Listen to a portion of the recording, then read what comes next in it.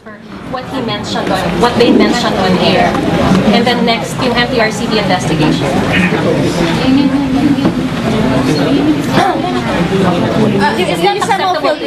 Is that acceptable to you, Mon Tulfo reprimanding his own brothers for what they mentioned? Kasi yung pinakamatandaan, sabihin na yung mga kapatid. Walang weight?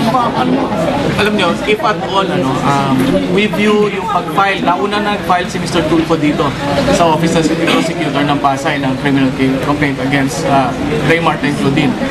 We view it positively kasi yun nagpapakita na si Mr. Mon Tulfo may respect siya for the judicial process. Whatever complaints na meron siya against grievances against the couple, hinahin niya sa korte. So kami rin naman, dito rin yung aming takbo eh. Ito ang tamang venue para paglabanan yung kaso. Dito na lang ho kami sana magharap-harap.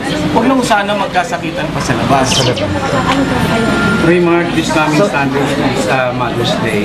Continuous pa ba? Paano yun isa-celebrate ngayong Mother's Day? Ngayong nandito ka sa ganitong kaso, masa-celebrate niya pa ba? Oo naman, at pipilitin namin mag-asawa na maging peaceful para sa mga bata. At parang wala nangyari, para sa mga bata. Pero syempre, sa aming mag-asawa, parang ano pa rin, hindi pa rin komportable, hindi pa rin normal, diba? At yun na lang memorable para sa aming asawa. Gagawa na lang ako ng paraan para kahit paano matakpan ng konti at mabawasan ng konti.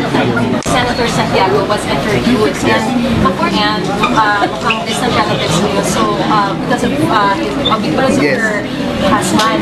So she is willing to mediate now. Is there a possibility that you will still accept yung ganong klaseng mediation or it's final na final case?